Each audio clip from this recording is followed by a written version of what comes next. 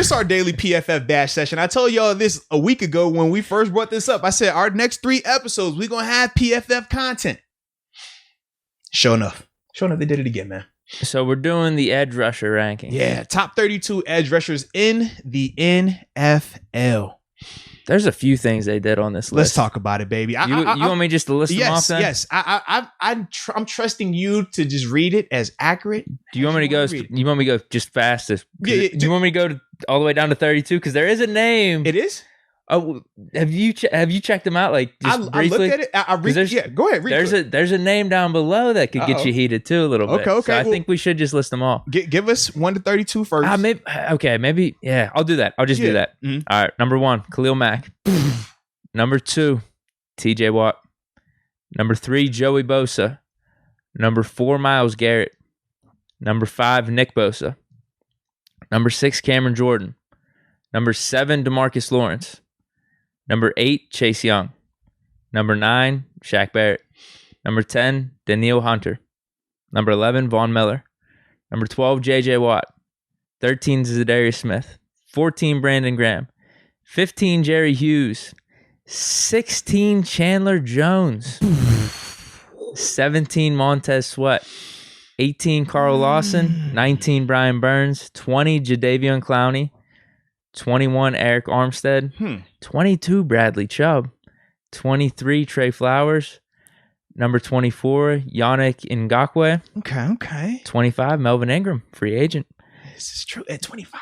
26, Marcus Davenport. 27, Bud Dupree. Oh, what? All right, that's the name. I'm not interrupting. Keep going. That's what I was talking about. 28, Leonard Floyd. 29, Trey Hendrickson. 30, Josh Allen.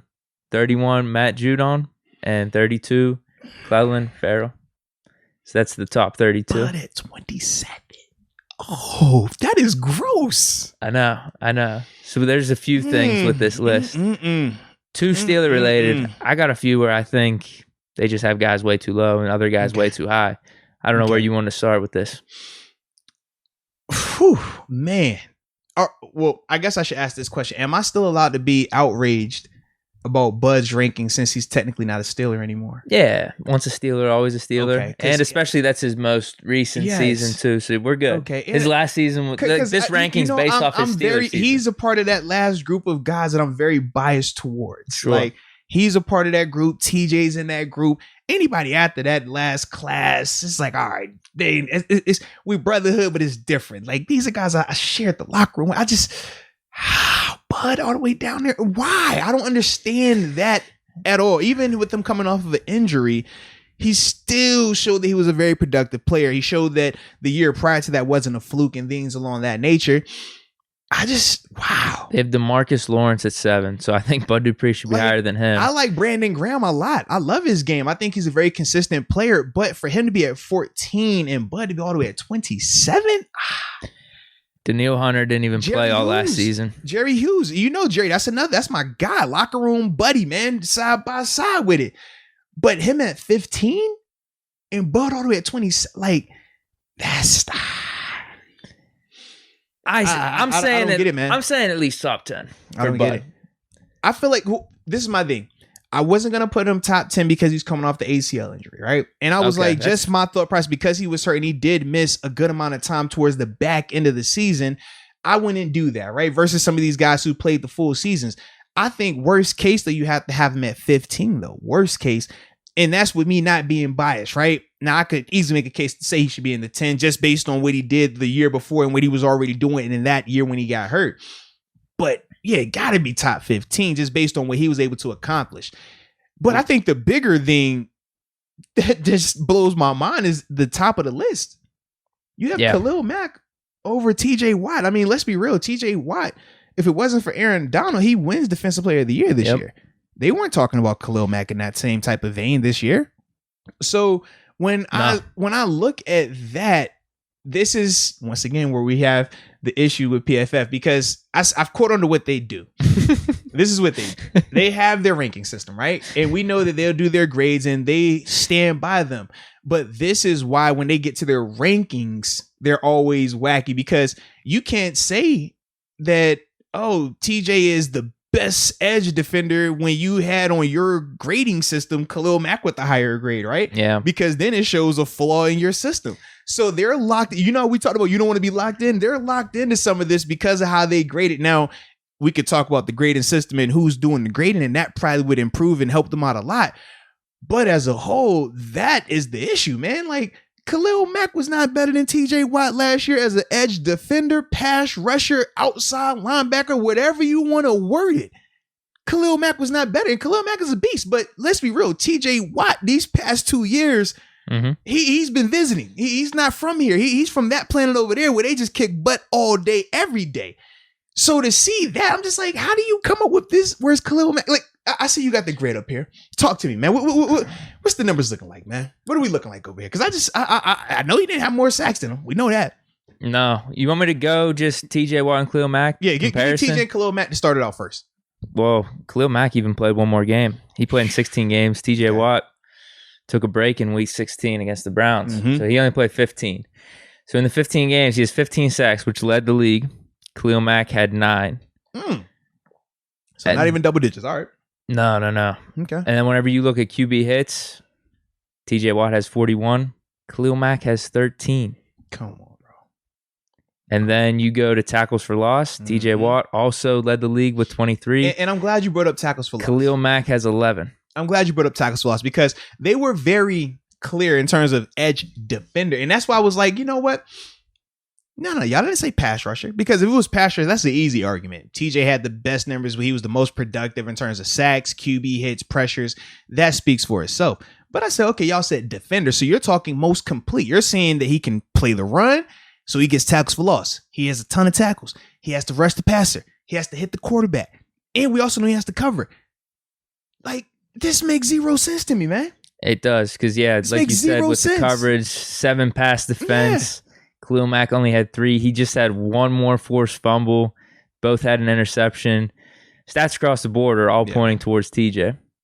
And now what's crazy, too, and I'm looking at this, not PFF, but the Pro Football Reference where you get the stats. They have this thing called AV at the end. It's called like approximate value. I don't know where they get this from, but it's supposed to just be a judge of everything you did the whole season and what your value is to the team.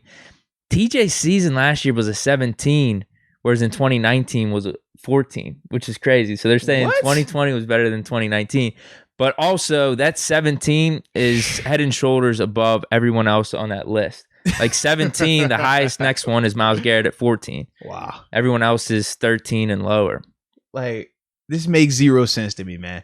And I think your point about Aaron Donald, it's not like any of these other dudes outside of Myles Garrett, but then he fell off a little bit. We're in the conversation for Defensive Player of the Year. And the biggest reason for Donald is because of the position he plays. And we said, as football people, knowing how difficult it is to produce the type of numbers that Donald was producing from the interior D-line spot, it was like, that's why you can make that case. But we also felt that we know the NFL loves storylines. And to be able to say that they had a guy 3P, another 3-time Defensive Player of the Year, they wanted to do that as well. We know that. So we felt like that played into it.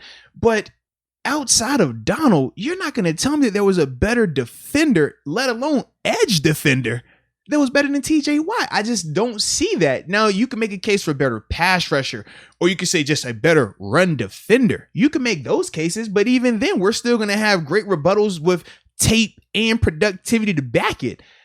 And just being healthy. It's funny. Like, if you look through these names that are on this list, like you could go like Nick Bosa, Joey Bosa, like these dudes are probably like built just better than TJ, are more naturally talented. Yes. These dudes are hurt left and right. And you look at the production, it still it's not even close to TJ Watt. And then also Ray Thomas and Mad 513 brought up about how often TJ gets held. You know the chokehold. We always see TJ, he's like this because the tackle has him like that, you know.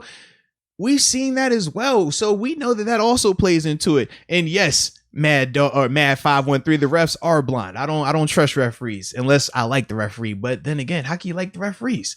Unless they're making calls for us, then we like them a lot. But either way, they do miss a ton of calls on TJ. But as a whole, man, to have a list dedicated to edge defenders and for TJ to not be number 1 in 2021, that's crazy. But this is why. Yeah. What's funny too, though, is I think they named Jesse Bates their number one safety. This is why all their lists are so confusing. They ranked him their number one safety, or had the highest grade, but then they ranked him at 8 on their safeties list. It makes zero sense. But then this one, they're using the argument he's the highest rated or graded in our system. It makes zero sense. So Khalil Mack's number one. Yeah. What's funny too is one of the arguments against TJ Watt is he has Bud Dupree across the room and has all the help on the defensive line and stuff. But if you actually look at the stats, the last 4 games of the regular season last year, whenever we lost Bud Dupree, he still has some sacks in there. He did. He had 4 sacks, and if you total those games over a 16-game schedule, it's not like he missed a beat because it averaged the same. It would have been 16 sacks, 24 tackles for loss, 32 QB hits. That would have been down a little bit, but he performed pretty much the same in those last 4 games without Bud Dupree. Getting productivity. So that argument doesn't really hold up either. This is crazy. It's PFF, man. Yeah, I don't really get it. I say, we appreciate them providing us with this ability to come together against them. You know, they're the ops right now, man, because they keep putting out this nonsense. Like, I just don't get it. Roger Peavy says this, and Roger, we definitely appreciate your support for the show. He says any list with DeMarcus Lawrence in the top 10. That's crazy. Just throw it He's away. at 7. Throw it away. Like, how is the... He's over Chase Young. And we know what Chase was last year. Yeah, Chase Young's at 8. We know what Chase was last year, man. I don't get why Khalil Mack's 1, honestly. I actually think it should be TJ 1. Myles Garrett should be 2. I agree. Because which Bosa got hurt last year? They both did. Yeah. But, I think Nick Bosa was out the whole season. Joey Bosa was hurt for a few games. Nick had the ACL. But they're both always hurt. Yeah, because if they were more healthy, they should consistently be 3, 4. It'd be an argument between like those 3 or 4 every season. Absolutely. Like, just who had the better season. We made that case a year ago when they were coming off of healthy seasons, but that's the other thing. They're not as healthy, and Myles Garrett it's not as much health related. We know he missed time because of the other situation. Yeah. Cam Jordan, he's at 6. He had a little bit of a down year. He's always solid though, so I'm fine with having him still in the top 10.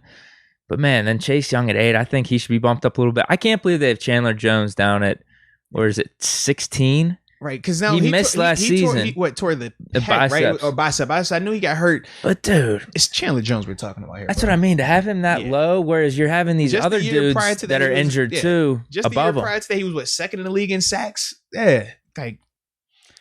They have Zadarius Smith at 13. I think he should be in the top 10. Yes. For a fact, out in Green Bay, he's been the past 2 years he's been doing his thing out there, man. And he has the most elite celebrations. Y'all know I love my celebrations, man.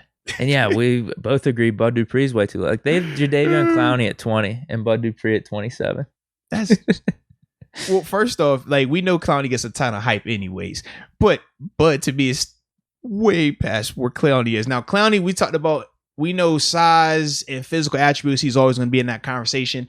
And he has the moment. That play against Michigan is going to forever be in everyone's head. We're still talking about people always hang on to it, and they always feel that that's going to turn on, and he's going to be that player play in and play out. But he's shown that that's not him. His motor isn't set that way. Whereas with Bud, we see Bud on a play in and play out basis. It's night and day. And the productivity that Bud gives us, not just as a pass rusher, but in the run game as well. It's almost a slap in Bud's face. Now, like I said, I will leave Bud and just say because of the injury, you can make that case, but I still don't agree with it because there's other guys up there that are hurt that are way injured. Higher. And Bud Dupree had like, what, eight and a half sacks last year. He was having an amazing season before he got hurt. And not a lot of these other players that were hurt that they're still ranking above him can say that. And then he had the 11 sack season the year before. That's why I say he's got to be top 15 bare minimum, and that's because of the injury. If he was healthy, you make case for top 10 realistically, man. Oh, yeah, easily. And then obviously he got compensated to match that because his play is speaking of that. So I know. I agree. Yeah, they have J.J. Watt at 12. Yeah. We were talking. I would take Bud Dupree over J.J. Watt. We both said we at would. This point in their definitely careers. said we would. I would take Bud over my man Jerry Hughes. And like I said, Jerry's my guy. But Jerry Hughes is not a better player than Bud Dupree. You can ask people in Buffalo, Bills fans, would you want Bud Dupree as your edge rusher up there? They're like, yo, this is Bud Dupree. Yes, give me him. It's wild, man. I don't get it, man. I think Bradley Chubb's a little low too at 22. Because he came off an injury last year. Last year was his first year back from that injury. Yeah, because he was still missing time. He was playing with the brace on and everything. Yeah. So, I mean, the main thing for us was, as crazy as it sounds, they did have TJ Watt at 2 still. but it was still underrated. It is, which is crazy. Or put it like this: if it would have been a different guy at number one, if Myles Garrett was one, I would have said, you know what? I wouldn't agree with it. Or it's like the production speaks for itself for Watt. Exactly. But I kind of get it because I would put Myles Garrett at 2. Like, those should be the top 2, no question about it. In my opinion, I said Myles Garrett, cool. If it was a year ago, if you want to throw a Bosa in there, cool. But in 2021, none of those guys had better, or excuse me, 2020, none of those guys had better seasons than what TJ Watt did. And when you look at what he was able to do over those 2 years, that sample size, it's like, bro, what are we talking about here? We're not making a list off of what you've done in the past. We're saying, man, who's the best guy right now? And as it stands today, it's TJ Watt. So, dude, not only that, but going back to the injuries and stuff, man, he's availability. He's played every game he can. Rookie season, he played 15 games. I don't know what happened there, if he was randomly hurt a game or he didn't play his first game or not. I don't know. I don't remember. But 15, 16, 16, and 15 games. TJ miss? No, it was the last game of the year versus the Browns. In his rookie year? Yeah, I think it was the last game of the year versus the Browns because we had already had the 3. Oh, yeah. 2 seat locked up. That makes sense then. Because that was when Landry Jones was playing. Yeah. That makes sense. So, yeah, the only 2 games that he's missed is when we've had playoffs locked up. And both instances it was against the Browns in 17 and 20. Even though if I'm TJ, I'm like, bro, you never want to sit out the Browns game because TJ always does numbers versus the Browns too. It's like, bro, you got to get back out there for that game. Yeah, 7 sacks rookie year, which is, for his rookie year, is still better than a lot of these dudes on the list. Just last year, injuries, whatever it is, down season. But then 13, 14 and a half, 15 sacks, 3 seasons in a row. QB hits all up there too, 41, 36, 21. Tackles for loss, 23 last year, 14, 12. They speak for themselves, man. Yeah, exactly. No one else can say that. No one else. It's crazy, man. It's like even Myles Garrett, his last 3 seasons, he had a similar rookie year. They both had 7 sacks, but 13 and a half. 10 sacks. He obviously missed those last 5-6 games of 2019 because he was leading the league in sacks that year. He probably would have had around 15-16, but then he had 12. So like TJ's is still even better there, even though it's close. Like we said, like Myles Garrett should be in the top 2. Right. And like I said, if it was Myles, we both said we would be upset because we think TJ is the better guy, but we could understand at least the logic behind it. But with Khalil Mack, it's like, man, we can name 3 to 4 guys that we think should be rated ahead of him on this list. Still have him in the top 10. Right, he's still top 6, Khalil, 7, top 5, whatever. Yeah. But yeah, what can you do, man? What can you do? You put out the list, we'll react to them. That's what we do. We'll react. Absolutely.